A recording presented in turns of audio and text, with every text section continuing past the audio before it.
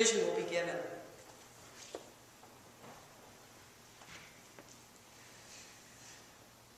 I've been reading about a scientist by the name of Francis Collins, who is now the director of the National Institutes of Health and the head of the Human Genome Project. He's also an evangelical Christian, and he came to that place of faith as a young man out of a position of atheism. A couple of different things influenced this shift for him, and some of it was in the form of evidence. He talked about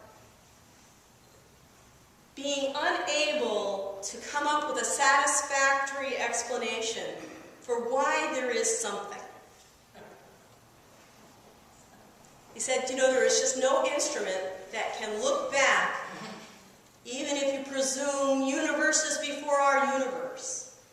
There is no way we're ever going to understand why there is something, as opposed to nothing. And later on in the article, he says something to the effect of, and what about Bach?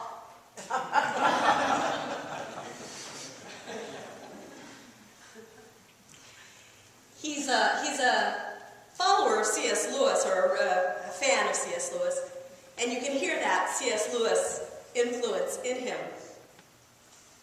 That sense of looking at these things that don't make sense in our world and finding them as evidence for a belief in God.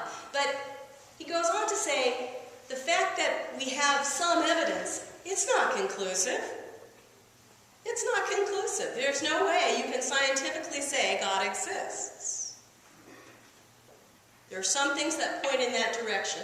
There's nothing that makes it impossible. But that Bach thing,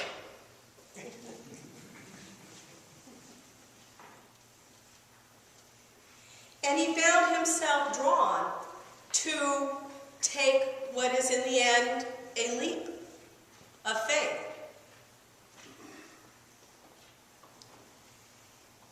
A choice. A choice to align himself with whatever it was that made something happen.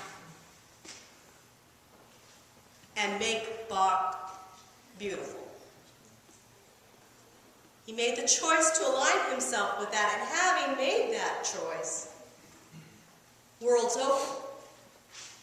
But they only open when we choose.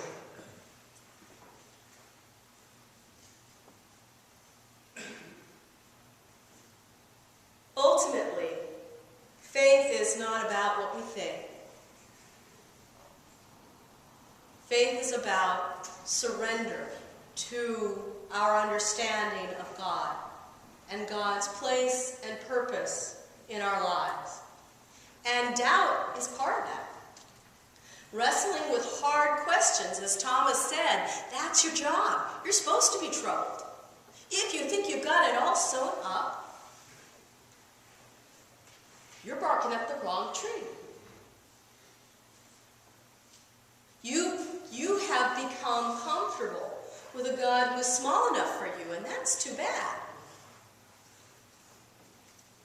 To be a little uncomfortable, to be troubled, is a sign of that ongoing surrender to the divine and to the divine's call and claim upon us. When I think about what I find most compelling about Christianity, the evidence, the best evidence for me of the life and death and resurrection of Christ, the best evidence for me of that is the community that grew out of this life. It's not the kind of thing that just happens around a dead guy. I mean, good teachers come and go. But what happened because of Jesus was a community that recognized the dignity of every human being in a time when that was not a given. A community that proclaimed forgiveness and wholeness, compassion and healing. A community that was outward and mission-minded in a time when that was really a scary thing to do, when it cost them almost everything. And what continues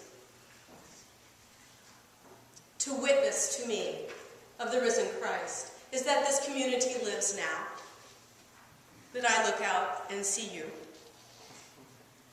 and the ways in which you participate in this work of inclusion, forgiveness, compassion, healing, and generosity towards the world.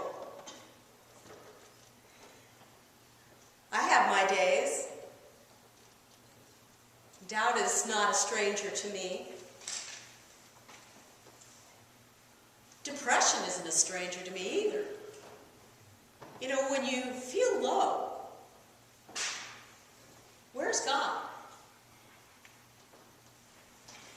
And I've come to really trust and stand upon that life of Christ, risen in you, as my sign that my world is too small, that the risen Christ is among us. And that's what gives me the courage to joyfully proclaim Christ is risen.